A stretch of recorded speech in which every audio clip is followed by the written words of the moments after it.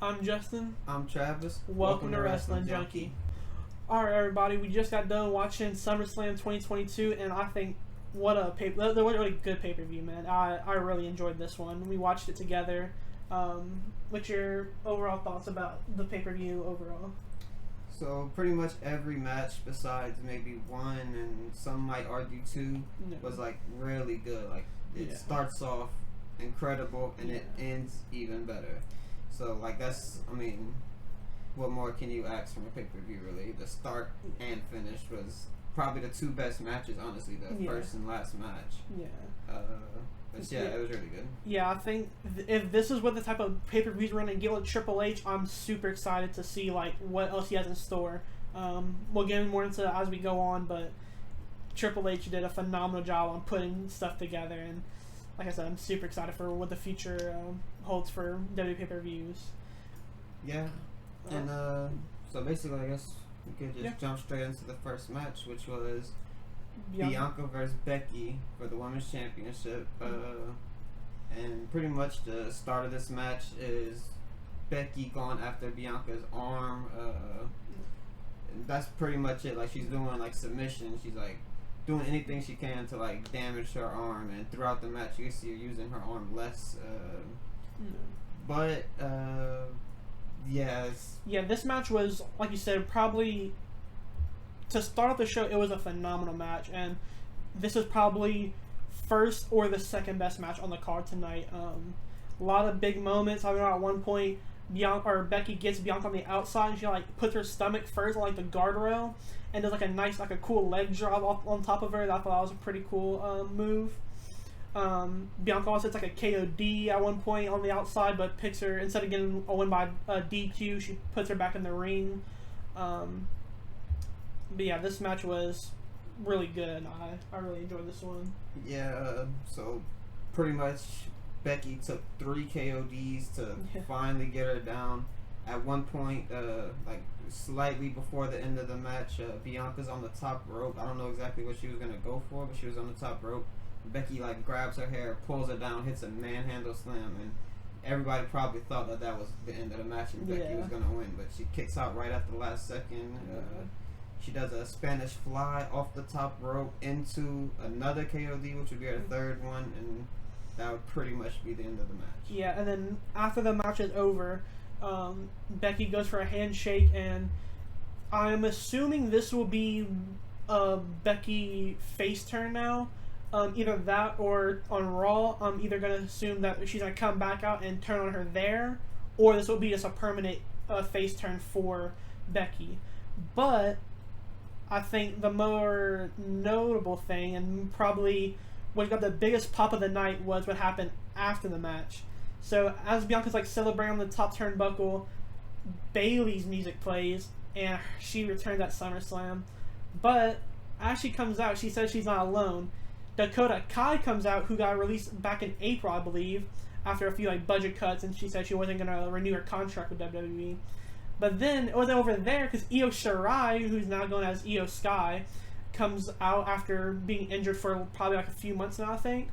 But yeah, when all their music played, the crowd I think this is probably the biggest pop of the night. It was super crazy.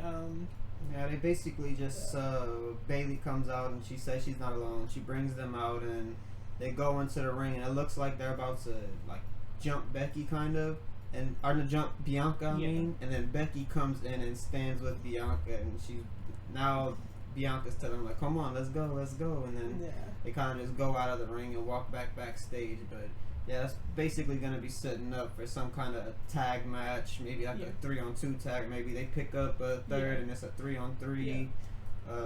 But yeah, it was really interesting for sure. Definitely didn't expect all of that. When Bayley came out, oh wow, that's crazy. Like she's been gone for about a year now. And then she brings out Io Sky and Kai. Io Sky. Dakota Kai. Yeah, Dakota Kai. And and then that just like popped even more. The crowd went nuts for that. But yeah, Bianca retains the Women's Championship. Yeah, but my prediction with that is I don't think we'll see a tag team between Becky and Bianca. I think they'll still like have like a feud, but they have not like mutual respect for each other.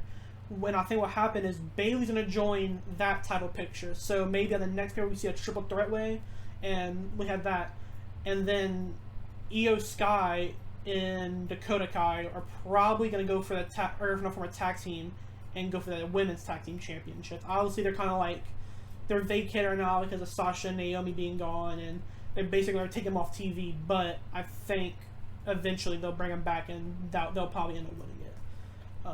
But yeah, phenomenal way to start off the night. Really enjoyed it. Yeah, definitely 5-star for me. Yeah. And now for our next match, we had Logan Paul versus Miz, who came out with Tommaso Ciampa and Maurice. And to sum up this match again, Logan, I think, put on another great performance. I think this is definitely better than WrestleMania. He definitely showed off way more his athleticism, and I feel like with this match they wanted to tap in more to his like technical wrestling past. So I think that could be interesting to see where they go with that. But yeah, if you want to get into it more, you can go ahead. So pretty much the whole match, the whole beginning of the match, Miz is kind of like taunting Logan, kind of like at one point he gets him down. He's kind of like Logan's in like a sit down position, and he goes for a kick, but then he stops at the last second, and Logan kind of blocks it, and then he kind of laughs at him and pushes him with his foot. And then a little bit after that, Logan literally does the exact same thing. Miz is in a sit down position. He goes for the kick, he blocks it, but he doesn't kick him, and he just pushes him with his foot down. And then I guess one of the bigger spots in the beginning parts of the match was Miz is on the outside. Logan goes to the apron and does a moonsault from the apron onto Logan, and that's, like you said, just shows off his like athleticism, and he shows that off a lot in this match for sure. Yeah, and then a little while later, as Logan's like going on the outside, Tommaso Ciampa tries to go attack him, but the ref notices it. So the ref says, "Oh, you have to get out of here," blah blah blah, and Tommaso gets a chair and sits down and says he's not leaving. But then AJ Styles comes out from the I guess crowd area, you can say, and attacks him. They end up going out and they leave, which are interesting where they go with that. Maybe we see an AJ Styles and Logan tag team versus Miz and Tommaso. Should be interesting to see for future.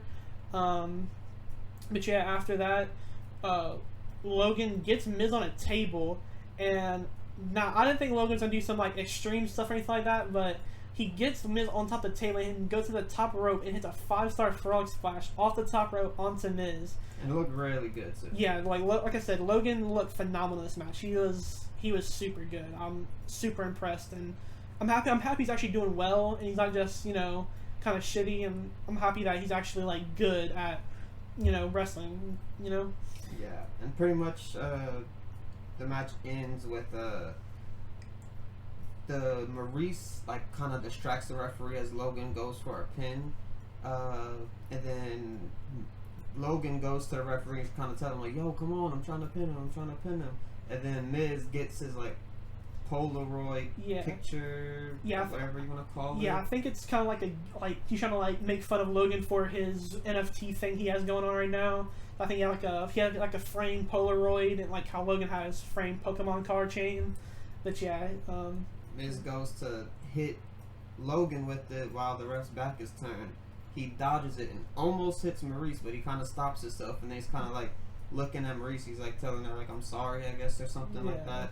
And Logan kind of sitting there waiting for him to turn around. He turns around, and then he does the Skull Crusher finale. There's his own finishing move on Miz, and then pins him, and that's pretty much the end of the match. Yeah, well, like we said earlier, this match, Logan just looked really good on there. I'm glad it's Miz as well, who's somebody who, it's not like a jobber who's just some random guy. It's a guy who has a lot of, I think, respect from the WWE people. So I definitely like this feud.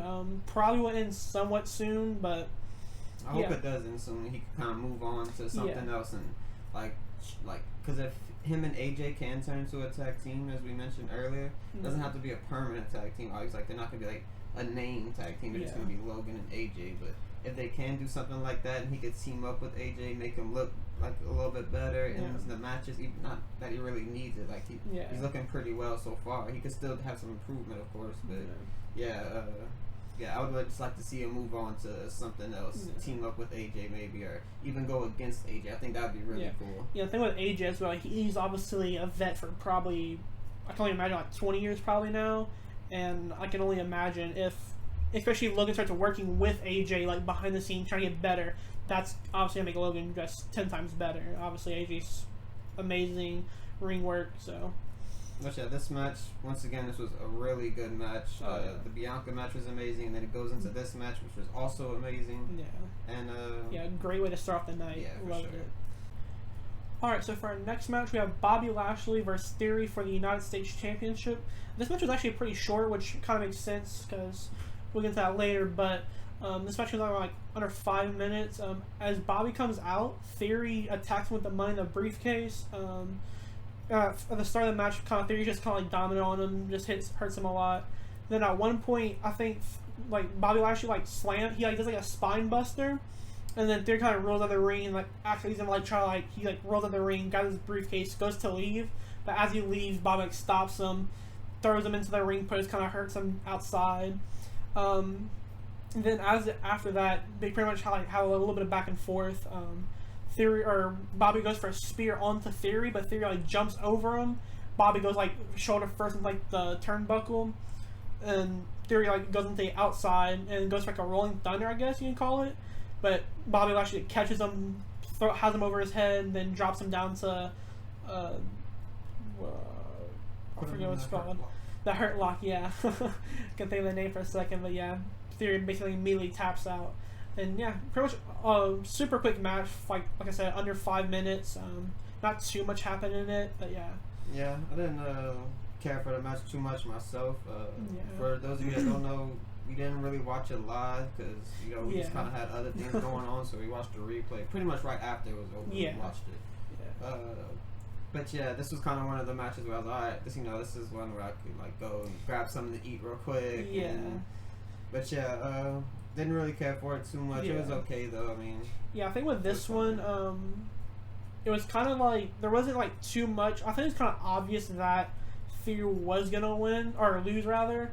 The only way I could see them win was if it was like a super quick win, like he gets like a roller and that's it. But obviously that didn't happen, and yeah, like I said, not too much happened in this match. Super quick match. And in the next match, it is the Mysterios versus Judgment Day, and pretty much the match just starts off with, I believe it was Dominic and Priest, I believe, that started in the first two, and so basically the whole first 5 minutes of the match was just them just isolating Dominic in their side of the ring so he can't get the hot tag to Ray, and they're kind of mocking Ray the whole time. At one point, Finn actually kind of mocks Eddie Guerrero. Yeah.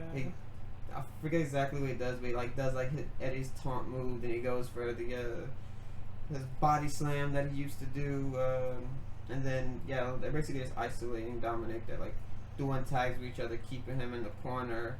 And then at one point, I believe it was Priest that was in the ring. He actually ends up getting a neck breaker on him, and then they both tag. Priest tags Finn, and Dominic tags Ray. And then Ray just kind of just goes nuts, and he just starts beating everybody. They're trying their all to kind of stop him, but they just literally can't stop him. And then at one point, that he had Priest on the middle rope, and he's going for the 619, but Finn tags himself in, and Ray doesn't see it, so he bounces against the ropes. He comes back to do the 619, but Finn gets the clothesline, kind of stops him, and so that kind of slows down their momentum a bit. And I'll let you kind of finish it on the surprise that comes in a minute. Yeah, so at one point Dominic goes to, I don't know if he's going for a pin, I think it was, but Rhea grabs him off and puts Dominic on her shoulders, and his face plants on top of this on the apron. And then after that, Finn Balor's oh, Rhea gave me a chair. She gets him a chair, and I guess they're going for a concerto. But then as he goes for that, the inventor of the concerto comes out, and it's Edge. He comes out with Brood music. I don't know if it's I don't think it was the actual Brood music, but a remix or something like that. But yeah, he comes out. Priest goes to meet him halfway, hits him with a big boot. He runs in, spears Finn Balor. Priest gets back in the ring, hits him with a spear. Finn gets back up. he hits like a toe drag puts Finn on the middle rope. Ray gets in, hits a 619. But as Ray goes to like, I don't know what they call it, but as he goes to like jump over the rope and like land on him, he kind of like messes it up and kind of like slips. And you can tell like after they win the match, obviously they win. Ray's kind of like after like Diamond like gets him like hugs him and stuff like that. Ray's kind of like mad. You can kind of see in his face. But yeah, I think the real topic of this match was obviously Edge comes back. He invented Judgment Day, made it up, then obviously got overtaken by Finn Balor. So yeah, basically the entire point of this match being no disqualification was for Edge to come back. There was no like weapons being used. I mean, he tried at the very end, I guess, with the chair, but besides that, the whole point of the no disqualification clause was for Edge to come back. Yeah, and that's like all I was thinking like during this match. I was like, it's a no DQ match, but like they're still like obeying like regular tag team rules. So I think this one was kind of more expected to happen. I think it was rumored that Edge was supposed to be on the Raw leading up to this, but apparently like his flight or like his trains got canceled to the event or the venue, so he couldn't make it in time. But yeah, overall this match was pretty solid. I enjoyed it. Obviously the Edge return is, I think, the more talked about part of this match, but yeah, pretty fun to see Edge back. Alright, so for our next match we have Pat McAfee versus Baron Corbin. Baron Corbin comes out, but as he's like walking to the ramp, they like in like the background, like in the stands, they have like a choir out there, and they start chanting "bum ass Corbin," which is kind of like a phrase that Pat McAfee has started on commentary and stuff like that on SmackDown. But after Baron Corbin gets to the ring, they sing his new entrance out, and he comes out. They get pretty much right into it basically. Just pretty much back and forth. Again, I think this is another like similar to Logan. McAfee just kind of wanted to show off like what he's been learning, how far he's come. And for his age, he's actually like pretty athletic, I would say. At one point, he basically like does like a anything called like, I don't really call it, but like, he just jumps up from like the ring up to like the middle to like top like turnbuckle and like suplexes it, or does like a suplex off the top rope. That was pretty cool to see. But yeah, at one point he gets Corbin to the outside and goes to the top rope, and then as he's going for it, obviously it's outside, so apparently what commentary said was the humidity was a little bit, it makes like the rope slippery and stuff like that, but he kind of loses his balance, but he catches himself and hits like a moonsault. That was really cool to see. But yeah, this was kind of another match where there was back and forth, but Pat McAfee had like a lot of like the upper hand and had like the big moments of this match. Yeah, like Corbin had like the advantage a few times, like more so on the outside of the ring, and like, he's kind of going after Michael Cole a lot through the match as well. Like he's kind of like talking about him and talking shit, kind of. And then at one point he gets him onto the announcer table. It looks like something big might happen, but then he puts the headphones on. He's talking about Pat McAfee's mom and dad. Apparently, that's what Michael Cole said during the match. But yeah, so yeah, that was pretty much Corbin's like moment in the match right there. He basically was there just to like take hits from Pat McAfee the entire match and like make him look a little better than what he might have been without him, And they have history with each other being on the Titans together at one point. Oh, Colts. The Colts. Got mixed up with the whole Nashville thing. But yeah, this match was another like solid. Alright, so before we get to our next match, we have Drew McIntyre comes out, basically cuts a quick promo promoting Clash of the Castle happening, I think, in early September. He's going against whoever the champion is at the time, which we'll get to that later. But yeah, he kind of just says he's happy with his match they had on Friday, and he's ready for whatever he has to go against. But yeah, then out come the Street Profits and the Usos. Street Profits come out in a cool like Tennessee Titans themed ring gear. Actually looked kind of sick. I kind of liked it. But yeah, this match starts pretty fast, but Usos kind of just dominate Angelo Dawkins a lot of the time. They at one point they start like beating him up, but then the ref goes one. Jeff Jarrett goes one, then counts to 5, takes him off. Angelo Dawkins does the same thing. But yeah, pretty much for the entire time, it's Usos dominating until I think it was, or Angelo Dawkins like an enziguri on Jey Uso, I think, and then he hot tags Montez Ford, They get a double hot tag. They switch out. Montez Ford starts getting a lot of like moves in. Then at one point, both Usos on the outside, and Andrew Dawkins kind of, I guess you can call it like infamous move now, like a signature move where he does a big dive over the top rope onto the Usos. They end up getting another Uso inside. Montez Ford goes for a big frog splash, hits it, goes to for kind of like oversells it almost, which kind of costs them the match. And spoiler right there, but yeah, only good for 2. And then I was like, he goes up. Jeff Jarrett's like, "You're only this close, man." He's like, "I'm gonna find a way, partner," which is kind of doesn't end well. But yeah, he tags in Montez Ford, goes to dive again onto the Usos, but they go for like a double super kick. But if you watch it back, they just do not connect with his head at all. He goes to the middle rope, but they get their leg up and kind of like hit like his like stomach, like chest, but they kind of like butcher that. They pull him out and they throw him over the barricade. And Andrew Dawkins comes around and they super kick him, throw him in the ring. 1, 2, 3, and pretty much match is over. But as obviously the count's going on, Ford gets back in, tries to save it, but isn't good enough. But after the match is kind of much more sad, and which maybe interesting to more people is it could lead to the Street Profits splitting up. They were both sitting in the ring next to each other, but Montez Ford kind of like in like that deep stare with himself, kind of like looking to like the ground, was like, you can tell he wasn't happy with it. But yeah, hopefully this doesn't end it. They're my favorite tag team, and not only WWE but wrestling in general right now.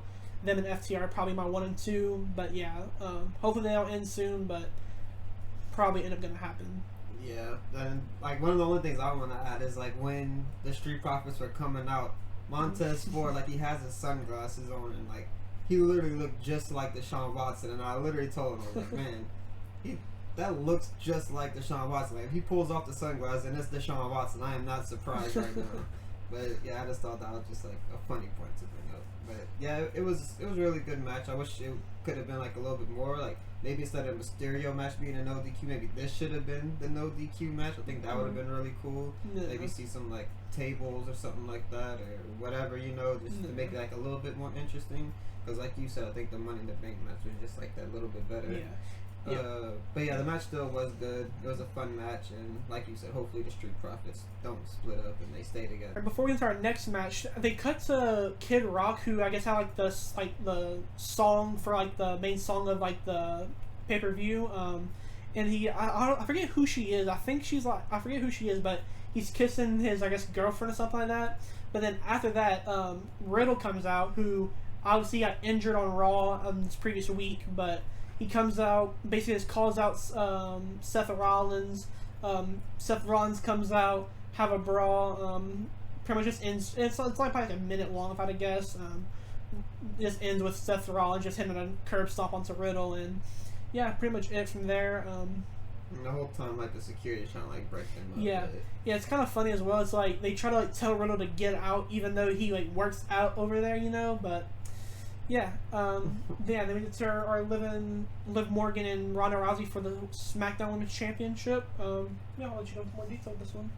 Yeah, this one probably my least favorite match of the night. I mean, that's kind of like a common thing with me and like Ronda matches. I know some people are fans of Ronda, but for me personally, I'm just not really big fans. So basically, this entire match, she's just getting her in like arm bars and any submission she could possibly like find herself in. And Liv Morgan, like I don't know like really what she does to Ronda in this match. Really, that was like like what does she do to Ronda? Yeah, there was nothing really that she did, which is kind of sad, and I think it's gonna foreshadow her losing it very soon. But yeah, it was super just Ronda putting her in arm bars, going for submissions. Yeah, it wasn't very. There wasn't like too much to really talk about this match. It's just, like I said, just Ronda going for arm bars. Liv gets the ropes, gets out like right before she's about to tap, it seems.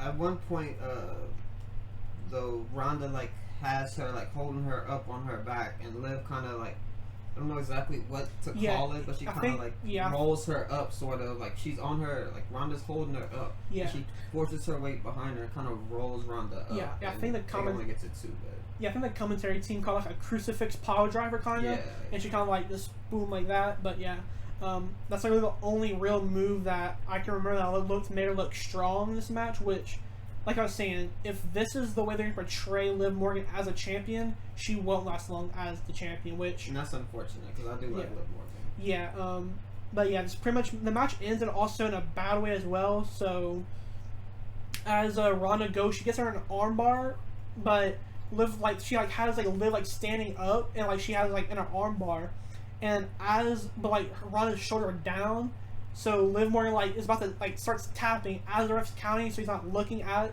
Liv's hands up, looking at Ronda's shoulders, and Liv ends up winning. But yeah, this match was pretty weird. Definitely doesn't make Liv Morgan look strong as a champion at all. I don't see her title reign looking very long either. I honestly think that with the way the match ended with her tapping, and she should have lost, but Ronda won because the ref wasn't looking at Liv at the time. But I do kind of think that this could lead to maybe this Monday or next Monday her having a rematch and potentially losing the belt already. Alright, so for the main event time, we have Roman Reigns versus Brock Lesnar in a last man standing match for quote-unquote the last time ever. Probably not. But Roman Reigns comes out first. He comes out with the Usos, but he kind of tells them to stay back, kind of. They go to the back of the room. They go to the locker room. Roman Reigns gets to the ring. Then Brock comes out, gets a tractor, drives it to the ring, and you'll see how it's used and later on in this match, but super cool. But yeah, he drives the track down to the ring, brings the scoop up a little bit over the ring. He climbs on top of the scoop and then gets a mic and introduces himself. Now after Roman gets introduced, he jumps off with a clothesline onto Roman. Then the match officially starts. So pretty much the entire time, it's mainly just Brock just beating up Roman bad. Then at one point, he gets him on the outside. He runs him into the side of the barricade, and then he goes to clothesline him. And I think at that point he was supposed to go over, but for some reason they didn't go over. Then Brock looked a little bit mad, picks him back up, throws him over. And then he at one point suplexes him on top this. The metal beams, actually little like a walk stage, I don't really call it, but suplex him on that. Then kicks him on his shoulders and kind of runs him into the metal beam that support the cover for the ring. After that, they go back in the side area. Roman or Brock sets up the first table, but as he sets it up, Paul Heyman comes from behind him and says tries either I don't know what he's trying to do, but distracts him. Roman gets a Samoan drop onto the table, knocking him down for a little bit. Then Roman grabs some steps, hits twice, I think it was. Then sets up another table, hits almost a rock bottom onto the table. Kind of cool. After that, they get back into the ring for a little bit. At one point, I think Roman hits him 2 Superman punches and a spear. The first 2 Superman punches Brock pretty much just no sells him. He gets back almost immediately, bounces up and is up. Then after that, he go back outside of the ring, Roman or Brock sitting next to the ref, ducks out under. Roman goes over the top. He drop, and then Brock goes back to the tractor and backs it up, brings the scoop down, puts Roman into the scoop, picks him up, drops him back into the ring, and I'll let you take over from here for the second half. So yeah, he puts him in the scoop, he lifts it, and he drops him down. He comes back into the ring, and he puts him into a guillotine, and obviously you can't tap in a last man standing match, so he's kind of just in there for a while. He gets up, and so does Roman Reigns. He kind of staggers up but falls back down. And as he falls back down, Brock goes to the outside of the ring, back to the tractor, and probably the most like important part of the match. I guess you could say like the key thing that everyone like the most memorable thing I should say. Yeah. Is he gets the scoop of the tractor, he backs the tractor up, puts it under the ring, and lifts the corner of the ring up, and Roman just kind of goes tumbling out of the ring.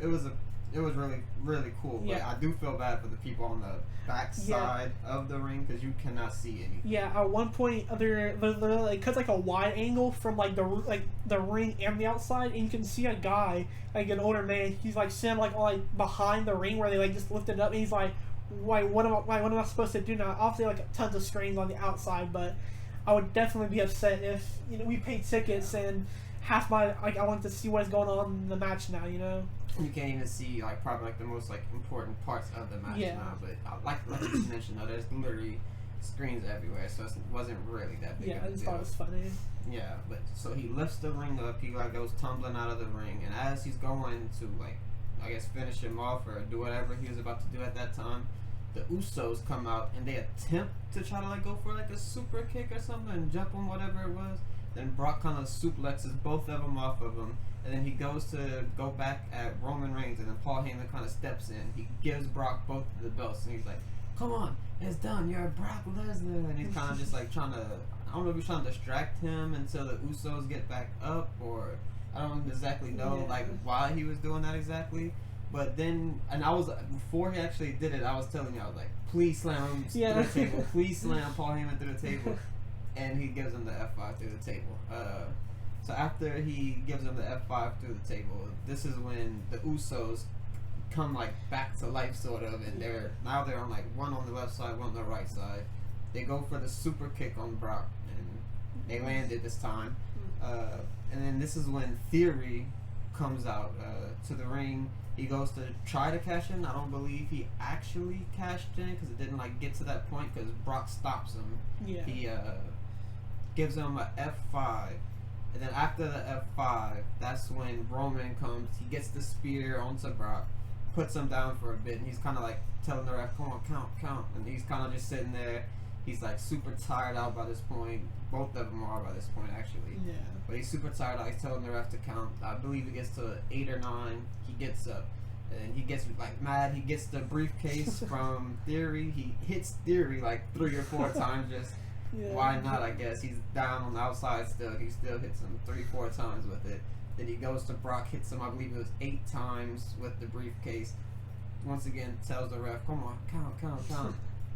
Gets to 9, he gets up. Then he gets the championship belt. He hits him with it. Once again, tells the ref to count. Gets to 9 once again. He gets back up. Then he gets the other belt. And I believe it was thrown to him by one of the Usos. He catches it. Hits him again, but this time after he hits him with the belt, the Usos come with him. They kind of like drag Paul Heyman off the table. It's pretty funny, but they drag him off the table and pile up all the table pieces on chairs, like just random equipment pieces that they had around the ring. And he stands on top of it and he gets the fall or the count, I guess. But yeah, Roman retains, and for this pay-per-view, literally I've gotten every prediction right. You were right on all of them too, I believe, except for one. I either missed 1 or 2. I know I definitely got the Happy Corbin match wrong. I did predict Corbin, and I think that's the only one I said I got wrong in the end. I believe so too. But yeah, the match was amazing. I did love it. Like for the match, for the pay-per-view to start the way it did with the Bianca match, and I really loved the Bianca match. Then to end on the Lesnar and Roman, just the way it ended, like it was just such like a spectacle, like it's things that you could have never predicted to happen. All right, but that was our SummerSlam 2022 like results and reactions to the pay-per-view. I, like you said, really enjoyed it. This pay-per-view is really solid. Started off amazing with Bianca, Bailey, Dakota Kai, Io Shirai, now Io Sky, and then the Logan match. Started off amazing, ended amazing. Really enjoyed this. The only like 2 real matches I didn't really enjoy was probably the Ronda match and then the Bobby Lashley match. Yeah, but to see Edge come back, like you said, Edge. Bailey, because Bailey was one of my favorites. I love like the, I guess you could say like the hugging Bailey. I don't really know what to call it, but the hugging Bailey, I really did love her in like that era. She's obviously not going to return back to that with, she's going to be more of like a heel now, I would assume. But yeah, pretty good night, or really good night, I should say. I enjoyed most matches, and yeah, really good. Yeah, that's been our, like I said, SummerSlam 2022 results and reactions to the pay-per-view. Hopefully, if you did watch it, let us know what you guys think of the pay-per-view. Let us know what your favorite matches were, what your least favorite matches were. But yeah, thank you guys for watching. If you made it this far, leave a like, please. Yeah, see you guys later.